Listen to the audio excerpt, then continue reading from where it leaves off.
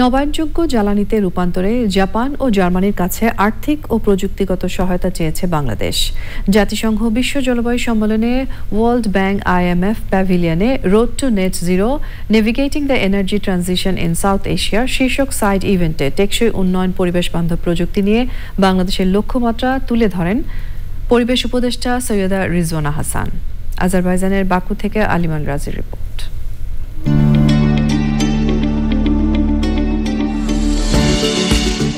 সভ্যতার চাকা যেমন ঘুরছে তেমনি পাল্লা দিয়ে বৃদ্ধি পাচ্ছে বৈশ্বিক তাপমাত্রা।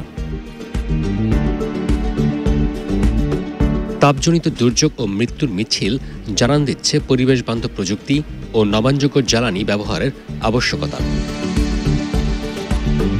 বাকুতে জলবায়ু সম্মেলনের সাইড ইভেন্টে উঠে আসে জিরো কার্বন নিঃসরণ, দারিদ্র্যমুক্তি ও কর্মসংস্থান তৈরি তথা 3.0 তত্ত্ব ও তার বাস্তবায়নের প্রয়োজনীয়তা।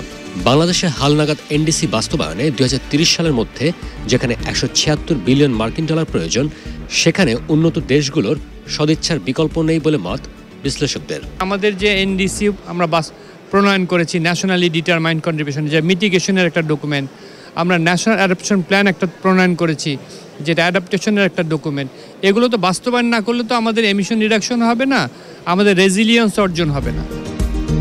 বিশ্বব্যাংক বলছে জলবায়ু অভিঘাত মোকাবেলায় দক্ষিণ এশিয়ার রাষ্ট্রগুলোর মোট জিডিপির 5% বিনিয়োগ জরুরি।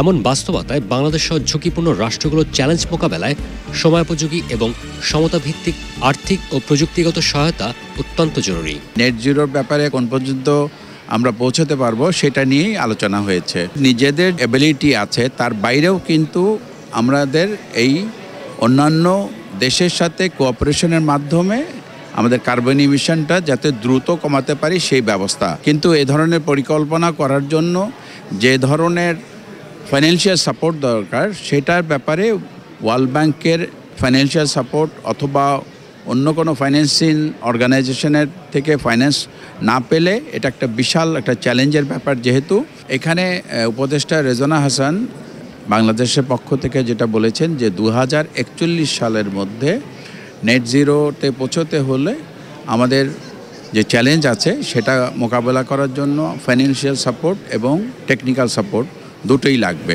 We are revisiting our policies on how to expand renewables and reduce our reliance on import for energy sovereignty. For that we need finance and we need technological help. For the NDC also, Bangladesh has set up very high ambition, both conditional and non-conditional. ভবিষ্যতের নিরাপদ পৃথিবী বিনির্মাণে পরিবেশ বান্ধব প্রযুক্তির ব্যাপক প্রসারে কর কমানো সহ নানা উদ্যোগ নিয়েছে বাংলাদেশ। আলিমাল রাজি, চ্যানেল আই, বাকু, আজারবাইজান।